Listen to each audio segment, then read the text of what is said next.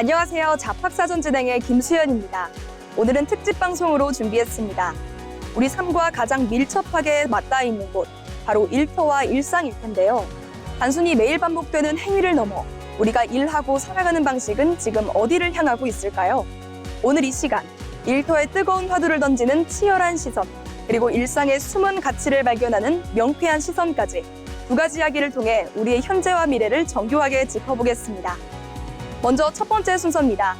우리 직업 현장의 생생한 목소리와 뜨거운 화두를 깊이 있게 들여다보는 시간이죠. 잡토크 시간입니다. 급변하는 시대 속에서 우리 일터는 매일 새로운 고민과 마주하고 있습니다. 조직 내의 공정한 보상 기준부터 평생 직장의 개념이 사라진 시대에 우리가 나아가야 할 방향까지 결코 가볍지 않은 본질적인 질문들이 쏟아지고 있는데요. 그 정답을 찾아가는 깊이 있는 시선을 잡토크에서 지금 바로 확인해 보시죠.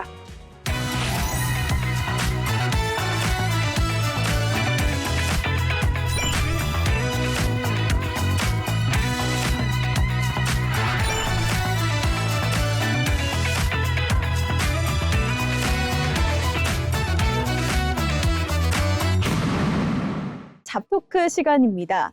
변화하는 사회 속에서 우리의 일하는 방식을 들여다보는 시간이죠. 취업 준비를 하다 보면 이력서를 다듬고 면접을 준비하고 자기소개서를 몇 번이고 고쳐 쓰는데 집중하게 됩니다. 그런데 요즘은 여기에 하나가 더 추가됐습니다. 바로 전 직장 상사나 동료가 나를 어떻게 평가할지, 이른바 레퍼런스 체크인데요. 미국이나 유럽에선 오래전부터 채용의 필수 관문이었지만 한국에서는 뒷조사라는 다소 부정적인 인식 탓에 금기처럼 여겨졌죠. 그런데 최근 스타트업과 외국계 기업을 중심으로 레퍼런스 체크가 빠르게 확산되고 있습니다. 화려한 이력서 뒤에 숨겨진 진짜 모습을 검증하겠다는 기업과 이직할 때마다 전 직장 눈치를 봐야 하는 직장인. 과연 이 레퍼런스 체크는 채용을 더 공정하게 만들까요? 아니면 또 다른 불안을 심어주는 걸까요? 잡토크에서는 레퍼런스 체크 확산에 대해 이야기해보겠습니다. 먼저 승연 아나운서, 이런 상황에 대해서 어떻게 생각하시나요? 네, 저는 레퍼런스 체크가 채용 시장에는 꼭 필요한 변화라고 생각하는데요. 이력서와 면접은 결국 지원자가 가장 잘 보이고 싶은 순간만 이게 보여주는 무대니까요.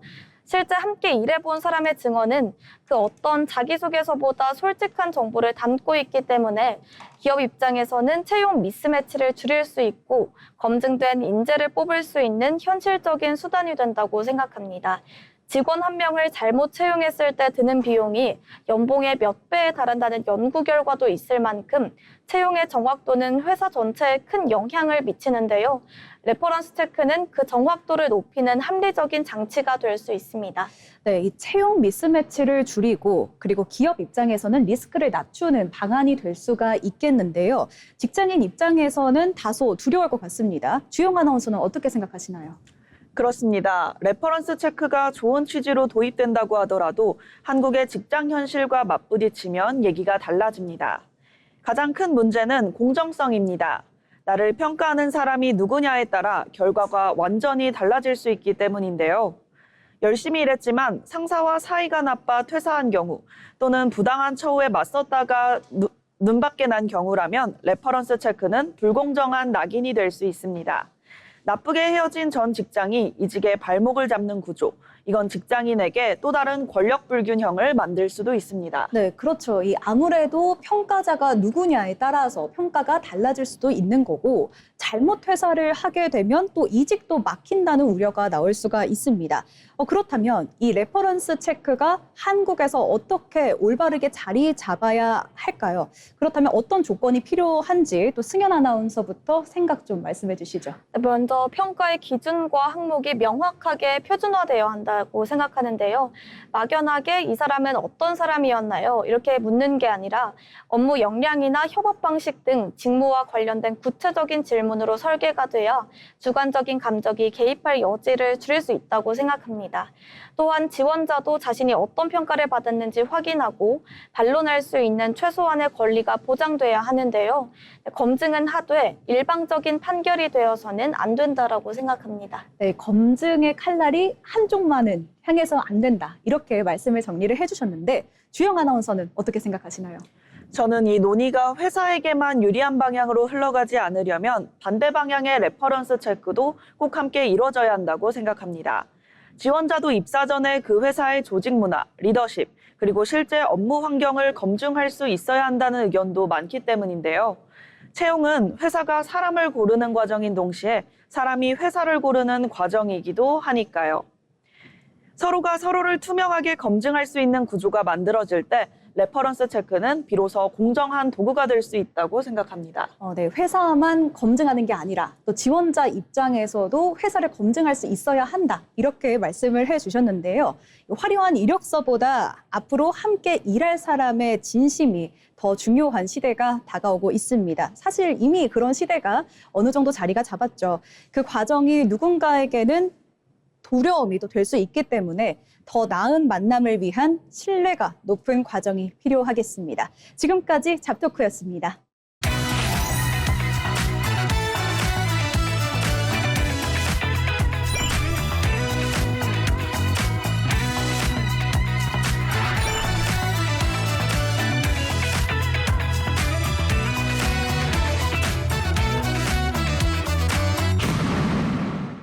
이번 시간은 변화하는 사회 속에서 우리의 일하는 방식을 다시 들여다보는 잡토크 시간입니다.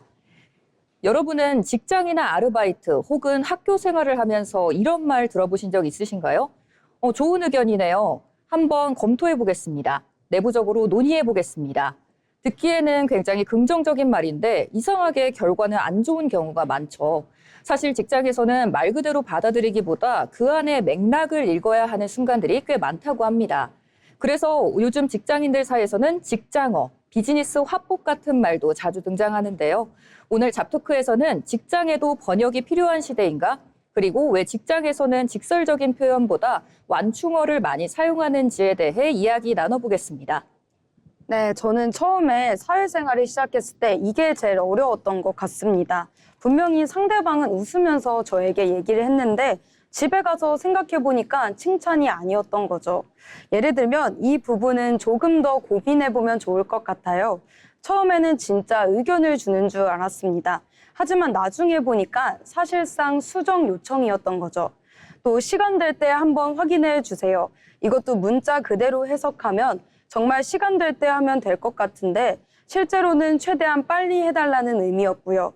사회생활을 하면서 업무보다 이런 표현의 의미를 이해하는데 더 어려웠던 기억이 있습니다. 그리고 신입 때는 혹시 이거 괜찮을까요? 라고 물어봤는데 조금 더 보완해주면 좋을 것 같습니다. 라는 답을 듣고 그래도 진짜 괜찮다는 건가 싶었거든요. 근데 나중에 보니까 거의 처음부터 다시 하라는 뜻이었더라고요. 네, 맞습니다. 근데 생각해보면 이런 표현들이 괜히 생긴 건 아닌 것 같아요. 회사라는 곳은 결국 여러 사람이 함께 일하는 곳이잖아요. 만약 회의 시간에 그 의견 별론데요? 라고 말하면 어떨까요? 틀린 말은 아닐 수 있지만 분위기가 순간 얼어붙을 수도 있겠죠. 그래서 다른 방향도 한번 생각해보면 좋을 것 같습니다. 라고 이렇게 표현하는 경우가 많은 것 같아요. 내용은 비슷하지만 상대방이 받아들이는 느낌은 완전히 다르니까요. 특히 요즘은 세대도 다양하고 일하는 방식도 다양해졌잖아요. 한 공간에서 여러 사람이 협업하다 보니 정답을 말하는 능력보다 관계를 해치지 않고 전달하는 능력이 더 중요해진 것 같습니다. 네, 그러고 보면 요즘은 말의 내용보다는 말을 어떻게 하는지가 중요한 것 같은데요. 같은 지적을 하더라도 왜 이렇게 했어요? 라고 말을 하는 것과 혹시 이렇게 진행하신 이유가 있을까요? 라고 말하는 건 듣는 사람 입장에서 느낌이 다르잖아요. 결국 일도 사람이 하는 거다 보니까 관계를 고려한 표현들이 자연스럽게 만들어지는 것 같기도 합니다. 근데 재밌는 건 직장인들끼리 이런 표현을 어느 정도 다 이해하고 있다는 거예요. 긍정적으로 검토하겠습니다라고 하면 아직 결정나지 않았구나.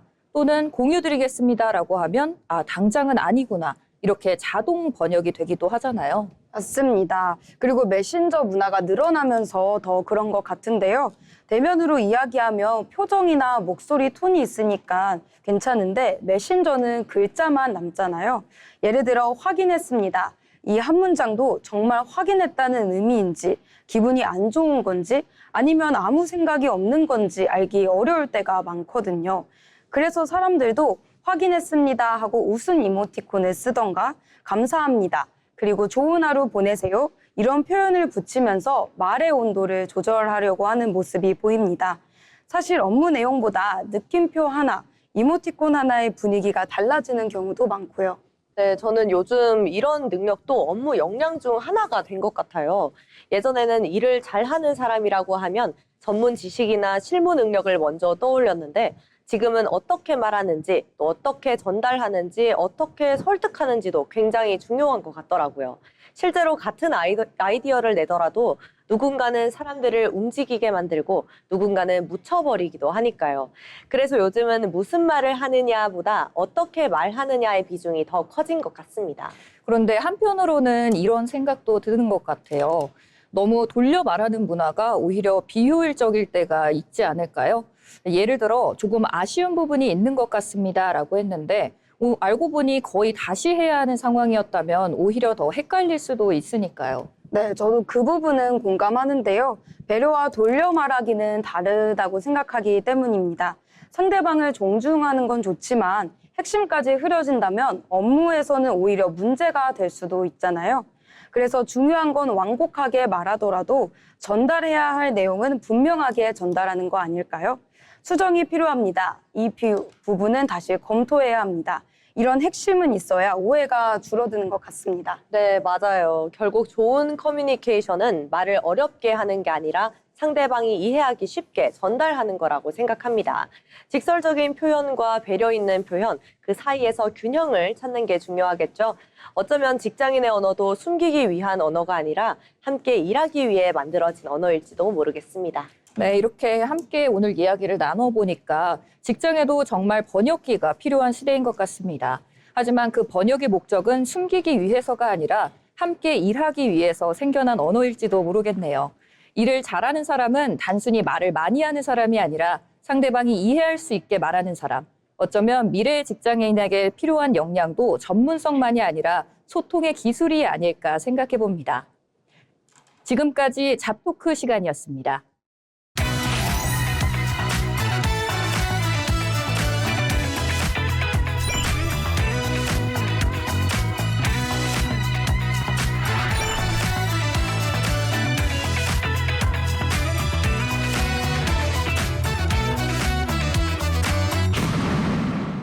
이번 시간은 변화하는 사회 속에서 우리의 말하는 방식과 문화를 들여다보는 잡토크 시간입니다. 요즘 직장인들 사이에서는 회사 단체 채팅방 문화가 또 하나의 스트레스로 떠오르고 있다고 하는데요. 특히 최근 온라인에서는 한 신입사원이 회사 단톡방에 모바일 청첩장을 올린 사연이 큰 화제가 됐습니다. 효율적으로 알린 것뿐이다 라는 입장과 사실상 축의금 압박이 아니냐라는 반응이 팽팽하게 맞서고 있는데요. 여기에 축의금 액수까지 단체방에 공개되는 문화까지 더해지면서 직장 내 인간관계와 예절의 기준을 둘러싼 논쟁 또한 커지고 있습니다. 오늘은 직장 단톡방 청첩장 논란, 효율인가 민폐인가에 대해서 이야기 나눠보도록 하겠습니다. 먼저 서정 아나운서, 어떻게 생각하시나요? 네, 가장 큰 이유는 예전 직장과 달리 인간관계의 기준 자체가 달라졌기 때문이라고 봅니다. 이 예전에는 회사가 단순히 일만 하는 공간이 아니라 이 서로의 경조사를 함께 챙기는 공동체의 성격이 강했습니다. 하지만 요즘 직장인들은 회사와 사적인 영역을 명확하게 구분하려는 경향이 참 강한데요. 특히 단체 채팅방은 업무 공간이라는 인식이 크다 보니까 청첩장이 올라오는 순간 부담을 느끼는 사람들도 많아진 것입니다. 봤는데 아무 반응 안 하기가 애매하다, 축의금을 내야 할 것 같은 압박이 생긴다라는 심리적인 피로감도 커지고 있는 거죠. 네, 단순히 청첩장을 공유한다는 게 아니라 관계 부담으로 이어지고 있다는 말씀으로 들리는데요. 반면에 너무 개인적으로 바라보는 것 아니냐 하는 의견도 존재하는 것 같습니다. 소희 아나운서 어떻게 생각하시나요? 네, 사실 조직 문화라는 건 어느 정도 인간적인 교류를 바탕으로 움직이는 부분도 있습니다. 결혼처럼 중요한 일을 함께 알리고 축하받고 싶은 마음 자체가 무조건 잘못됐다고 보기는 어렵거든요. 특히 모바일 청첩장이 익숙한 문화다 보니 신입사원 입장에서는 정말 가볍게 공유했을 수도 있다고 생각합니다. 다만 전체 공지방처럼 모두가 보는 공간보다는 친한 동료들에게 개별적으로 전달했다면 불편함도 덜했을 거라는 의견이 많습니다. 네, 결국 핵심은 어떻게 공유하냐인 것 같습니다. 그런데 최근에는 축의금 액수를 단체방에 공유하는 것, 그런 문화 역시 논란이 되고 있는데요. 서정님은 이 부분 어떻게 생각하시나요? 네, 많은 직장인분들이 부담을 느끼는 부분이 바로 그 지점입니다. 이 총무 역할을 하는 직원이 투명한 정산을 차원에서 공개한다고는 하지만 실제로는 금액이 비교되면서 눈치를 보게 되는 경우가 많아지기 때문입니다.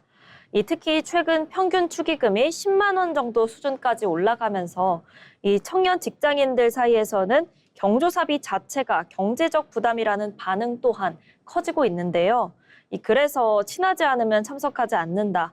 회사 경조사는 최소한만 챙긴다라는 분위기가 점차 확산되고 있습니다. 네, 분명 축하의 의미로 시작했던 문화인데 누군가에게는 부담과 스트레스로 다가오기도 하는 것 같습니다. 그렇다면 이 직장 내 경조사 문화 앞으로 어떻게 달라져야 할까요? 소희 아나운서 의견 들어보겠습니다. 결국 가장 중요한 건 선택권과 배려라고 생각을 합니다. 축하를 강요하거나 분위기로 압박하는 순간 좋은 의미도 퇴색할 수밖에 없기 때문인데요.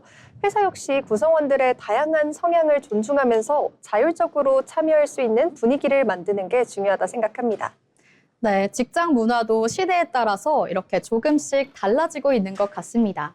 축하하고 싶은 마음과 부담스럽지 않은 거리감 사이에서 서로를 배려할 수 있는 새로운 기준이 필요해 보이는데요.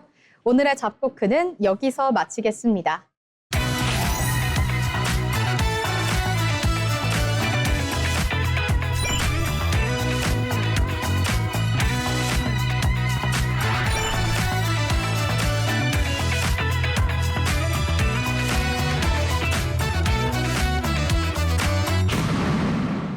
네, 이번 시간은 변화하는 사회 속에서 우리의 일하는 방식을 들여다보는 잡토크 시간입니다. 요즘 일터에서는 대면 전화나 전화보다 이 협업 메신저를 통해 소통을 하는 것이 대세로 자리를 잡았는데요. 메신저로 일하니까 참 편리하기는 한데 이상하게도 새로운 종류의 스트레스가 또다시 생겼습니다. 이 업무 메시지를 보냈는데 한참 동안 숫자 1이 사라지지 않는 이른바 안일십, 혹은 메시지를 읽어놓고도 아무런 반응이 없는 일십 때문인데요. 이 보낸 사람은 일이 누락된 건지 대체 진행은 되고 있는 건지 모르기 때문에 하루 종일 메신저 창만 들여다보면서 속을 태우곤 합니다. 과연 일터에서 메신저를 확인한 뒤에 침묵하고 있는 이 행동, 단순한 개인의 성향일까요? 아니면 업무 태만일까요? 정희 아나운서, 실제로 이런 메신저 소통 때문에 스트레스를 받는 분들이 많다고요? 네, 그렇습니다. 사실 이 소통 수단이 메신저이다 보니까 이 메신저를 보냈는데 수시간이 지나고 답이 없을 경우 내 답변이 뭔가 문제가 있을까? 내 질문 내용이 이상할까? 이런 걱정을 하게 됩니다. 특히나 요청이 거절당한 건지 아니면 이 내용에 문제가 있는 건지 혼자 온갖 추측을 하게 되는 건데요. 결국 참다 못해 제 메시지 확인하셨나요? 다시 이렇게 되묻기도 하거나 전화를 하거나 또 찾아가기도 합니다. 이렇게 불필요한 소통 비용까지 쓰게 되는 셈이죠. 맞습니다. 이 보낸 사람 입장에서는 확인을 했나 안 했나를 알 수 없기 때문에 이 업무 진행 흐름이 끊겨서 답답할 수밖에 없을 것 같은데요. 하지만 채연 아나운서, 이 메시지를 바로 확인을 하지 못하거나 또 답장을 보내지 못하는 수신자의 입장에서도 이 나름의 고충이 있는 건 아닐까요?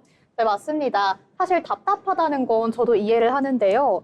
답장을 안 하거나 늦게 보내는 사람들도 무조건 일을 미루는 게 아닙니다. 집중해서 기획서를 쓰거나 또 회의를 하는 중이라 메신저 알림을 잠깐 꺼뒀을 수도 있는데요. 업무 몰입도가 높은 상황에서 메신저 알림이 올 때마다 수시로 답장을 하게 된다면 원래 하던 본업의 흐름이 깨져서 효율이 극도로 떨어질 수도 있기 때문이죠. 또 메시지를 읽긴 했어도 당장 정확한 답변을 주기 어려워져서 자료를 취합하고 또 확인하느라 답장이 늦어지는 경우도 많습니다. 단순한 무시가 아니라 오히려 더 확실하고 더 정확한 답변을 하기 위해서 그 과정에서 생기는 불가피한 침묵일 수도 있다, 그런 뜻입니다. 맞습니다. 또 수신자 입장에서는 이 업무의 몰입도를 지키거나 또 정확한 정보를 파악하기 위해서 잠시 답변을 유예할 수 있는 것일 수도 있다. 이런 말씀인 것 같은데요. 이렇게 양쪽의 입장을 들어보니까 모두 사실 일리가 있는 말이라서 저는 이 메신저 소통의 간극이 왜 생기는지 조금 이해가 되는 것 같습니다. 그렇다면 이렇게 비대면을 업무로 진행을 한다라고 하면은 이런 일십과 안일십으로 인한 스트레스를 줄이고 또 서로 오해 없이 일하려면 어떤 타협점이 필요할까요? 정희 아나운서 네. 어떻게 생각하세요? 네, 아무래도 가장 쉽고 빠른 방법이죠. 이렇게 표식을 하는 겁니다. 구체적인 답변을 당장 주기 어렵더라면, 네, 확인했습니다. 3시까지 확답을 드리겠습니다. 이렇게 확실하게 답을 한다면, 이 받는 사람 입장에서는 그래도 내 요청이 제대로 입력이 되었구나 이렇게 안도를 할 수가 있는 거죠. 사실 이러한 한 줄 쓰는데 5초도 걸리지 않기 때문에 좀 확실한 답변이 될 수가 있을 것 같고요. 만약에 텍스트를 입력할 여유조차가 없다면 요즘 대부분 협업 툴에 있는 이 이모티콘 반응 기능을 활용해서 좋아요나 체크 표시를 하나만 남겨두어도 이 소통의 단절을 막는 에티켓이 될 수 있을 거라고 생각을 합니다. 네, 맞습니다. 반대로 이 메시지를 보내는 사람도 이렇게 배려가 필요한데요. 메시지를 보낼 때 단순히 대리님, 지난번 요청한 건 어떻게 되었나요? 이렇게 모호하게 묻기보다는 오후 회의 자료에 참고할 예정이니까 바쁘시겠지만 2시 전까지 확인 부탁드립니다. 같은 마감 시한 그리고 목적을 명확히 정해주는 것이 좋습니다. 마감 시간이 명시돼 있으면 수신자도 우선순위를 판단해서 메신저를 확인하고 또 답장을 보내기도 훨씬 수월해지게 되는 거죠. 네, 이렇게 확인했다는 작은 신호 하나, 이런 것을 남겨주는 수신자의 매너와 또 마감 시간을 명확하게 밝히는 발신자의 배려가 맞물려야 한다, 이런 이야기 같은데요. 이 메신저 읽음 표시 뒤에 숨어있는 이 침묵이라는 것이 스트레스가 되고 있는 이유는 결국 서로의 진행 상황을 볼 수 없다는 비대면 소통의 한계 때문일 것 같습니다. 확인했습니다. 이 짧은 6글자, 또 이모티콘 하나는 단순한 예의를 넘어서 또 동료의 시간을 아껴주고 불안감을 덜어주는 이 확실한 협업 능력 중에 하나일 것 같은데요. 이 내 작은 반응 하나가 팀 전체의 업무 속도를 바꿀 수 있음을 기억했으면 좋겠습니다. 오늘의 잡토크는 여기에서 마칩니다.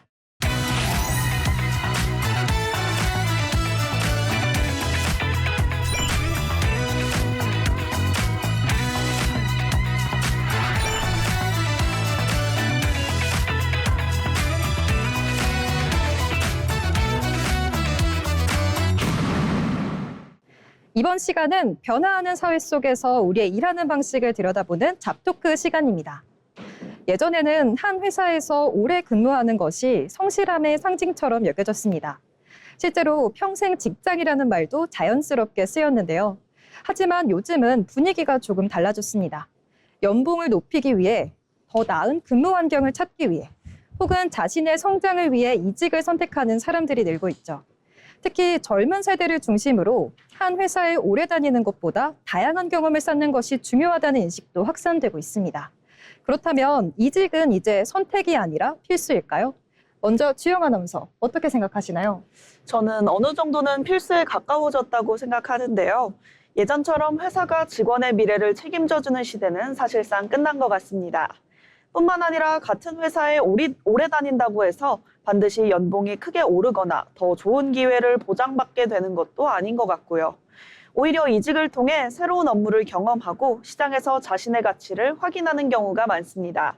실제로 직장인들 사이에서는 연봉은 회사 안보다 회사 밖에서 더 빨리 오른다는 말이 있을 정도니까요. 네, 회사가 아닌 스스로의 경쟁력을 키우기 위해 이직이 꼭 필요하다는 말씀이군요. 반면 한 조직에서 오래 근무하는 것만의 가치도 분명히 있을 것 같은데요. 현경 아나운서는 어떻게 생각하시나요? 네, 저는 무조건적인 이직이 정답은 아니라고 생각합니다. 한 회사에서 오랜 시간 일하면서 얻을 수 있는 장점도 분명히 있거든요. 조직이 어떻게 움직이는지 이해하게 되고 프로젝트를 처음부터 끝까지 책임지는 경험도 쌓을 수 있습니다. 무엇보다 동료들과 신뢰를 쌓고 조직 안에서 영향력을 만들어가는 과정은 단기간에 얻기 어려운 자산이라고 생각합니다. 그래서 중요한 건 이직 횟수보다 왜 이직하는지에 대한 이유인 것 같습니다.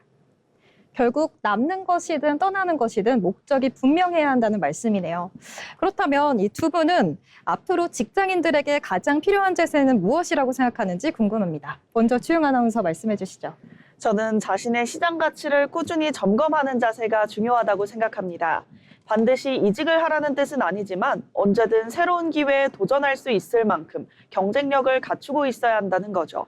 단순히 회사에 의존하기보다 스스로 성장할 수 있는 역량을 만드는 것이 점점 더 중요해지고 있다고 생각합니다. 네, 스스로의 경쟁력을 키우는 것이 우선이다라는 말씀이었네요. 현경 아나운서는 어떻게 보시나요? 네, 저는 성장의 기준을 조금 넓게 볼 필요가 있다고 생각합니다. 연봉이나 직급도 중요하지만 내가 지금 하고 있는 일이 의미 있는지, 앞으로 어떤 사람으로 성장하고 싶은지를 함께 고민해야 한다는 거죠. 아직도 결국 더 나은 성장을 위한 수단이어야지 이직이 목적이 돼서는 안 된다고 생각합니다. 네, 평생 직장이 사라졌다는 이야기는 익숙하지만 결국 중요한 건 회사를 몇 번 옮겼느냐가 아닐지도 모릅니다. 지금 있는 자리에서 성장하고 있는지, 그리고 더 나은 미래를 위해 어떤 선택을 하고 있는지가 더 중요하겠죠. 버티는 것도 용기이고 새로운 도전을 선택하는 것도 용기일 수 있습니다. 어떤 길을 선택하든 결국 우리의 경력을 만드는 건 회사의 이름이 아니라 그 시간 동안 쌓아온 경험과 성장일 테니까요. 지금까지 잡토크였습니다.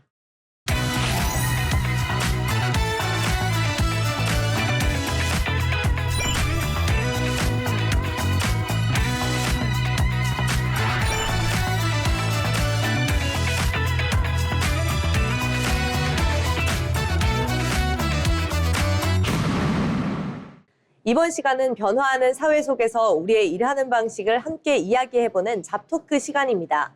최근 산업계에서는 영업이익의 일정 비율을 성과급으로 지급하는 방식을 두고 뜨거운 논쟁이 이어지고 있습니다. 삼성전자와 SK하이닉스를 시작으로 자동차와 조선, IT 업계까지 비슷한 요구가 확산되면서 노동계와 경영계 입장이 팽팽하게 맞서고 있는데요. 한쪽에서는 좋은 실적은 결국 직원들의 노력으로 만들어진 만큼 정당한 보상이 필요하다고 말하고, 다른 한쪽에서는 기업의 이익은 투자 위험을 감수한 주주의 몫이기도 한 만큼 과도한 성과급 확대는 기업 경쟁력을 떨어뜨릴 수 있다고 이야기합니다.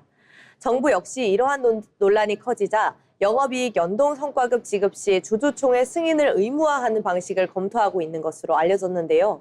성과급은 과연 어디까지가 공정한 보상일까요? 먼저 한솔 아나운서님은 어떻게 생각하시나요?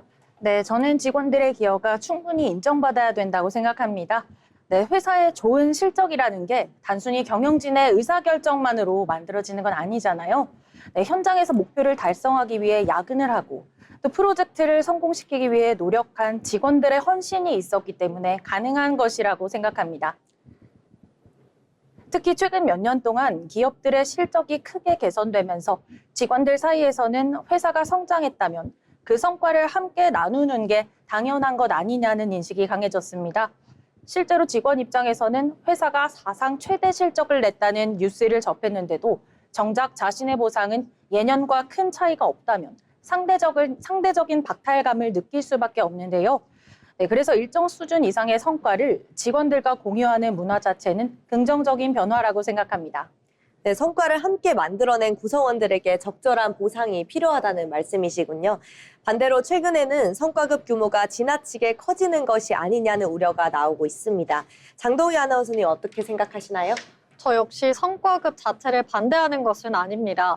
다만 성과급의 기준과 규모는 신중하게 접근할 필요성이 있다고 생각하는데요. 기업의 영업이익은 직원들의 노력만으로 만들어지는 것이 아니기 때문입니다. 주주들은 회사가 어려워질 경우 주가 하락이나 배당 감소 같은 손실을 감수해야 하고, 기업은 미래 성장을 위한 연구개발 투자와 신규 채용에도 자금을 투입해야 됩니다. 그런데 영업이익의 일정 비율을 사전에 정해 성과급으로 지급하게 되면 경기 침체나 실적 약화 상황에서도 기업 부담이 커질 수 있습니다.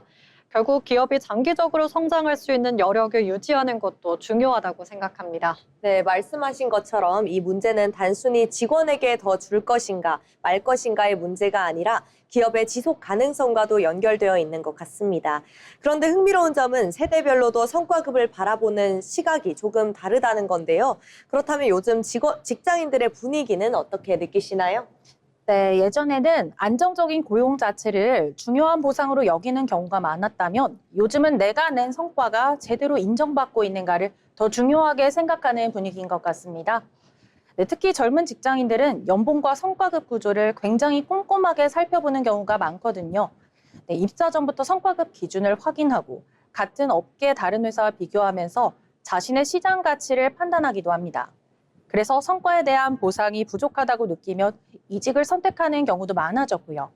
결국 보상 체계는 단순히 돈의 문제가 아니라 인재 유출과 채용 경쟁력에도 영향을 미치는 요소가 되고 있다고 생각합니다. 네, 실제로 성과급 규모가 공개될 때마다 취업 준비생들의 관심도 굉장히 높아지는 것 같은데요. 반면 너무 성과 중심으로 흐르는 것에 대한 우려도 있습니다. 장동희 아나운서는 어떻게 생각하시나요? 네, 성과를 중시하는 문화는 당연히 긍정적인 측면도 있겠지만 또 한편으로는 지나친 경쟁을 유발할 가능성이 있다고 생각합니다. 단기 실적에만 집중하다 보면 장기적인 연구 개발이나 조직 협업보다는 눈앞의 성과를 우선시하게 될 수도 있고요. 또 개인별 성과만 강조하게 되면 동료 간 협력보다는 경쟁이 더 심해질 수 있습니다. 실제로 좋은 성과는 한 사람의 능력만으로 만들어지는 경우보다는 여러 부서가 함께 협업하면서 만들어지는 경우가 많잖아요. 그래서 성과급 역시 개인과 조직의 기여도를 균형 있게 반영할 필요가 있다고 생각합니다. 네, 그렇다면 두 분은 앞으로 어떤 보상 체계가 바람직하다고 생각하시는지 궁금합니다. 먼저 한솔 아나운서 말씀해 주시죠. 네, 저는 무엇보다 보상의 기준이 투명해야 한다고 생각합니다. 네, 직원들이 가장 궁금해하는 건 사실 성과급 액수보다도 왜 나는 이만큼 받았는가거든요. 네, 평가 기준이 불분명하면 성과급 규모가 커도 공정하지 않다고 느끼기 쉽습니다. 어떤 기준으로 평가했고 회사 실적과 개인 성과가 어떻게 반영됐는지를 명확히 공개한다면 구성원들의 신뢰도 높아질 수 있다고 생각합니다. 성과를 냈다면 그에 맞는 보상을 받고 그렇지 않다면 그 이유를 납득할 수 있는 구조가 필요하다는 거죠. 네, 결국 공정성은 결과뿐만이 아니라 과정에서도 나오는 것 같은데요. 그럼 동희 아나운서님 어떻게 방향을 생각하시나요? 저는 장기적인 관점에서 보상이 필요하다고 생각합니다. 당장의 현금 성과급도 중요하지만 자사주주기금이나 장기 인센티브처럼 회사의 성장과 직원의 보상이 함께 움직이는 방식도 좋은 대안이 될 수 있을 거라고 생각합니다. 직원들도 회사의 미래 가치에 관심을 갖게 되고 기업 역시 단기 실적에만 매몰되지 않을 수 있기 때문인데요. 결국 좋은 보상 체계는 누군가의 몫을 빼앗는 구조가 아니라 직원과 회사 그리고 주주가 함께 성장할 수 있는 구조여야 한다고 생각합니다. 네, 오늘 이야기를 나누다 보니 성과급은 단순히 얼마를 더 받느냐의 문제가 아니라 우리가 어떤 기준으로 노동의 가치를 인정하고 기업의 성과를 나눌 것인가에 대한 질문이라는 생각이 듭니다. 많이 일한 만큼 보상받고 싶다는 직원들의 마음도 충분히 이해할 수 있고 기업의 미래 투자와 주주의 권리를 고려해야 한다는 목소리 역시 외면할 수 없는 현실인데요. 어쩌면 정답은 어느 한쪽에 있는 것이 아니라 모두가 납득할 수 있는 공정한 기준을 만드는 데 있을지도 모르겠습니다. 성과를 함께 나누는 기쁨과 지속 가능한 성장의 균형. 앞으로 기업들은 그 접점을 찾기 위한 더 많은 고민이 필요해 보입니다. 여러분은 어떤 보상 체계가 가장 공정하다고 생각하시나요? 지금까지 잡토크였습니다.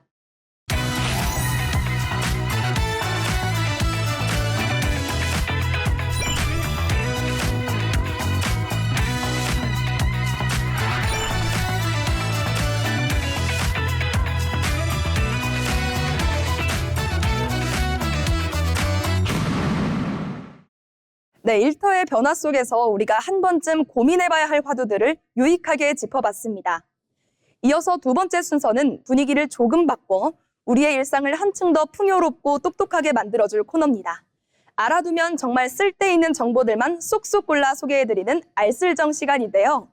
모르면 놓치기 쉬운 숨은 권리부터 일상 속에 녹아있는 정교한 심리학, 그리고 생활 속 소품에 담긴 뜻밖의 유용한 정보까지 신기하고 유익한 정보들을 쉽고 재미있게 풀어드립니다. 알아두면 삶의 무기가 되는 일상 밀착형 정보 세트, 알쓸정 지금 함께 만나보시죠. 알아두면 쓸데있는 정보를 전해드리는 알쓸정 시간입니다.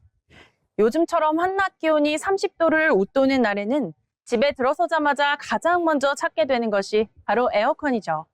그런데 막상 리모컨을 손에 들고도 한 번쯤 망설이게 됩니다.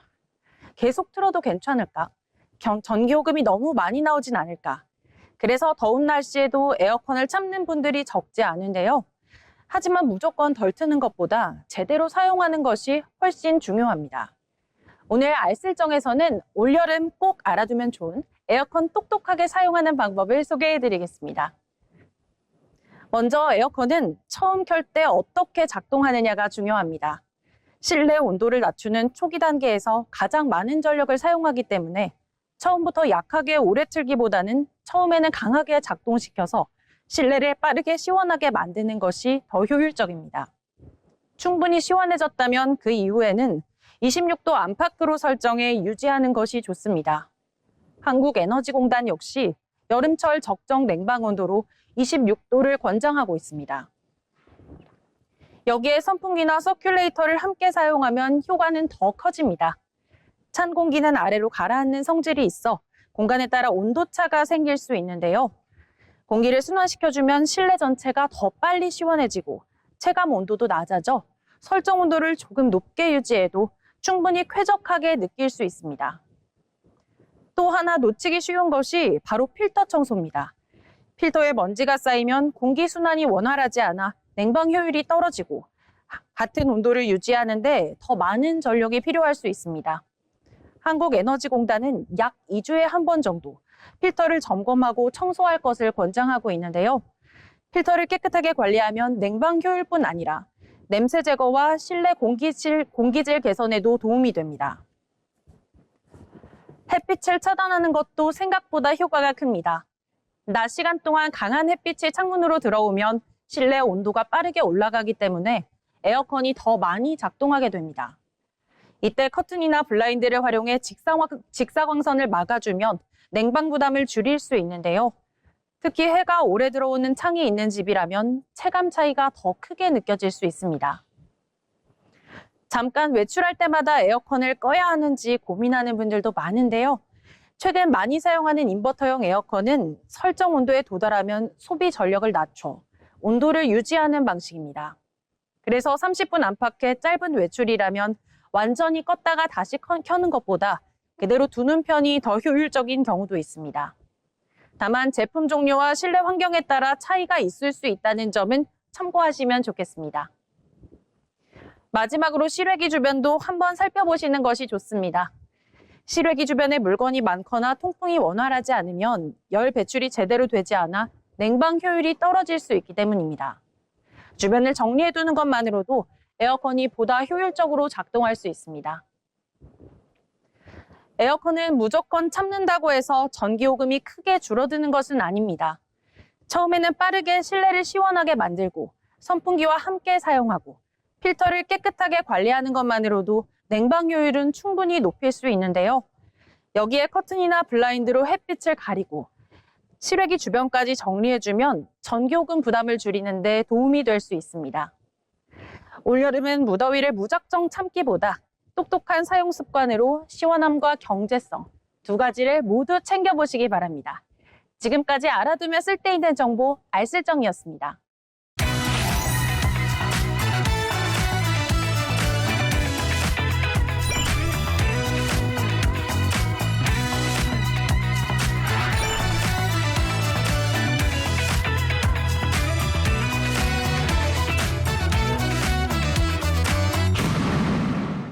알아두면 쓸데있는 정보 알쓸정 시간입니다. 혹시 지갑 뒤나 스마트폰 케이스 뒤를 열어보시겠어요? 귀여운 캐릭터가 그려진 카드나 다 잘 될 거야 라는 글귀가 적힌 작은 종이 한 장쯤 들어있지 않으신가요? 요즘 젊은 층 사이에서는 이른바 부적 굿즈라고 불리는 행운 아이템을 몸에 지니고 다니는 것이 큰 유행이라고 합니다. 그저 재미로 보기엔 대형마트나 백화점에서도 이 행운을 테마로 한 상품들이 연일 품절대란을 일으키고 있다는데요. 오늘 알쓸정에서는 요즘 사람들이 왜 이 부적 굿즈에 열광하는지 그 흥미로운 이유와 숨은 소비 심리를 소개해드리도록 하겠습니다. 우리가 보통 부적이라고 하면 노란 종이에 빨간 글씨가 쓰인 조금은 무섭고 무거운 이미지를 먼저 떠올리게 됩니다. 심각한 우환이 있거나 큰 시험을 앞두고 조심스럽게 주고받는 물건이었죠. 하지만 최근 유행하는 부적은 완전히 다릅니다. 인기 웹툰 캐릭터가 윙크를 하고 있거나 월요병 퇴치 부적, 로또 당첨 부적처럼 유머러스한 문구가 담긴 귀여운 포토카드 형태가 대부분인데요. 가방에 다는 키링이나 부적 모양의 스마트폰 액세서리까지 그 종류도 매우 다양합니다. 심지어 국립박물관에서 만든 전통 문양의 액마기 굿즈는 외국인 관광객들에게 가장 힙한 한국 기념품으로 인기를 끌 정도라고 합니다. 그렇다면 사람들은 왜 갑자기 이런 부적을 찾기 시작한 걸까요? 사실 여기에는 고도의 소비 심리와 사회적 현상이 숨어 있습니다. 전문가들은 이를 불안 해소를 위한 가성비 좋은 정서적 투자라고 분석합니다. 취업난이나 불안 같은 불확실한 미래 앞에서 청년들이 느끼는 심리적인 불안감을 거창한 상담 대신 몇천 원짜리 귀여운 굿즈를 통해 쉽고 유쾌하게 위로받으려는 행동입니다. 완벽한 미신으로 믿는다기보다는 믿져야 본전이지 귀여우니까 내 마음의 위안이 된다 라는 식의 가심비 소비이자 하나의 놀이 문화로 자리 잡은 것이 핵심입니다. 이러한 대중들의 마음을 읽고 유통업계에서도 발빠르게 이른바 럭키 마케팅을 선보이고 있습니다. 커피 전문점이나 패션 브랜드에서는 제품을 구매하면 행운의 메시지 카드를 덤으로 증정하기도 하고 모바일 선물하기 플랫폼에서는 친구에게 부담 없이 마음을 전할 수 있는 위로 부적, 합격 부적 카테고리가 따로 개설되어 거래량이 급증하고 있습니다. 단순히 물건의 기능만 보고 사는 것이 아니라 그 물건이 주는 좋은 기분과 감정을 이른바 기분 경제의 대표적인 예시라고 할 수 있습니다. 다만 이러한 행운 굿즈를 즐길 때도 한 가지 기억해야 할 점이 있습니다. 불안감을 해소하고 긍정적인 에너지를 얻는 유쾌한 도구로만 활용해야지 이 작은 굿즈에 지나치게 의지하거나 맹신해서는 안 된다는 점인데요. 부적을 두고 와서 오늘 일을 망칠 것 같다라며 오히려 또 다른 불안감을 만들어내기보다는 가볍게 리프레시하는 마음의 비타민 정도로 수위를 조절하는 것이 핵심입니다. 하루하루를 바쁘고 치열하게 살아가다 보면 누구나 마음 기댈 곳이 필요하기 마련입니다. 어쩌면 힘든 일상을 버티게 해주는 가장 강력한 부적은 지갑 속 굿즈가 아니라 오늘 하루도 묵묵히 최선을 다하고 있는 나 자신에 대한 믿음이 아닐까 싶습니다. 이번 주에는 소중한 사람에게 너 자체가 내 행운이야 라는 말 한마디로 세상에 하나뿐인 마음의 부적을 선물해 보시는 건 어떨까요? 지금까지 알실정이었습니다.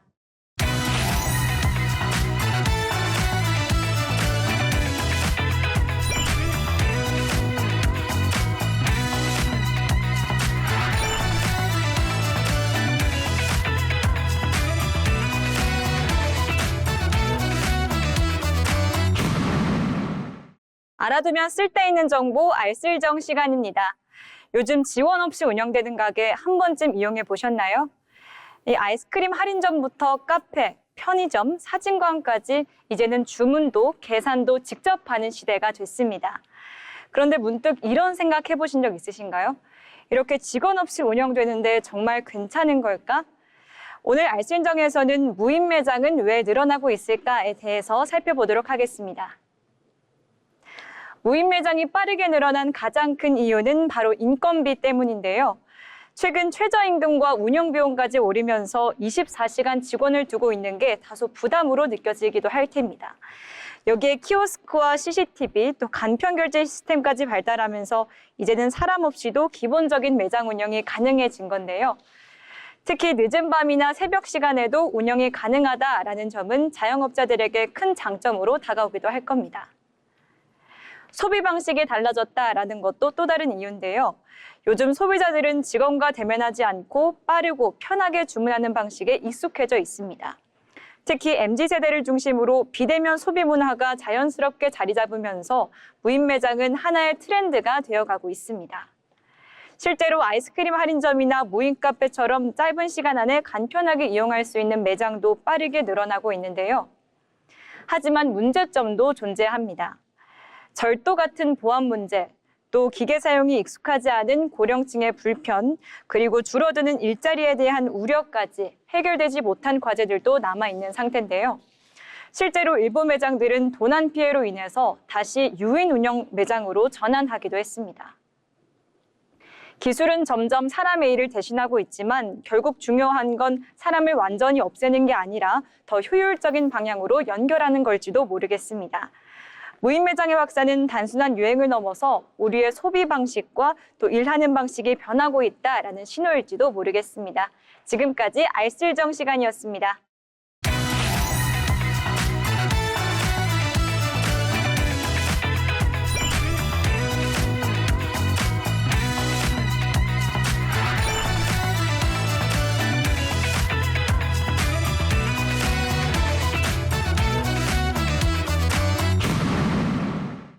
네, 알아두면 쓸데있는 정보 시간입니다. 이제 전 세계 축구 팬들이 기다리고 있는 2026 피파 월드컵이 다가오는데요. 이번 월드컵은 이전 대회와는 꽤 달라진 점이 많습니다. 먼저 출전국도 늘어났고요. 여기에 경기 수도 늘어났습니다. 또 개최 방식까지 달라졌는데요. 오늘은 2026 월드컵을 보기 전에 알아두면 다양한 소식들을 전해드리겠습니다. 먼저 2026 월드컵은 미국과 캐나다 그리고 멕시코 이렇게 세 나라가 함께 진행하는데요.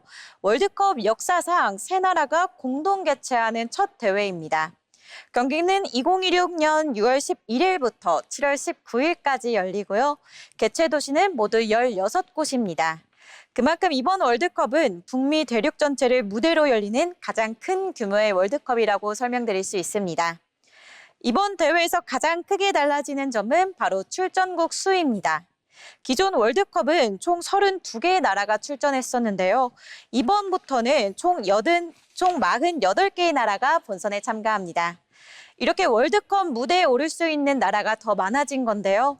그만큼 아시아와 아프리카, 북중미 등 여러 대륙팀들에게도 더 많은 기회가 생긴 겁니다. 여기에 경기 방식까지 달라졌습니다. 총 48개 나라가 참가하면서 조별리그는 4개 팀씩 총 12개 조로 나뉘어 진행되는데요. 각 조 1위와 2위 팀은 바로 토너먼트로 올라가고요. 각 조 3위 팀 중에서도 성적이 좋은 8개 팀이 추가로 올라가게 됩니다. 그래서 기존에는 16강부터 토너먼트가 시작되었다면 이번에는 32강 토너먼트가 새로 생긴 건데요. 전체 경기 수도 기존 64경기에서 총 104경기로 확장됐습니다. 이렇게 축구 팬들에게는 볼 경기가 다양하게 많아졌는데요. 다만 선수들에게는 체력 관리와 이동 부담이 좀 더 커진 대회라고 볼 수 있겠습니다. 그럼 우리나라 경기 일정도 함께 살펴보겠습니다. 대한민국은 이번 2026 월드컵에서 A조에 편성이 됐는데요. 상대는 멕시코와 남아프리카 공화국 그리고 체코가 있습니다. 특히 멕시코는 공동 개최국 중 하나이기 때문에 홈 관중의 응원이 강할 것으로 보이는데요. 대한민국의 조별리그 경기는 모두 멕시코에서 열리게 됩니다. 그래서 이번 월드컵을 볼 때는 상대 전력뿐만 아니라 현지 환경도 중요한 변수로 보일 것으로 보입니다. 이렇게 2026 월드컵에 대해 알아봤는데요. 새로운 나라들의 도전과 함께 달라진 대회 방식까지 함께 본다면 이번 월드컵을 훨씬 더 재밌게 즐길 수 있겠습니다. 지금까지 알쓸정이었습니다.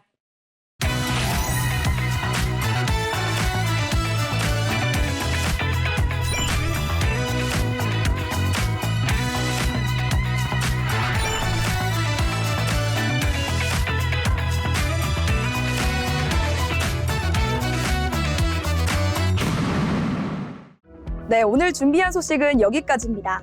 오늘 잡박사전 특집 방송에서는 직업 현장에 깊이 있는 화두를 던진 잡토크부터 일상 속 유익한 비밀을 파헤친 알쓸정까지 두 가지 코너를 통해 우리 삶의 지형도를 입체적으로 짚어봤습니다. 일터에서 던지는 진지한 질문에 귀를 기울이고 일상 속 작은 신호들을 포착하는 것이야말로 더 나은 내일을 준비하는 똑똑한 시작일 것입니다. 저희는 다음 이 시간 더욱 깊이 있고 알찬 정보로 찾아뵙겠습니다. 시청해주신 여러분 고맙습니다.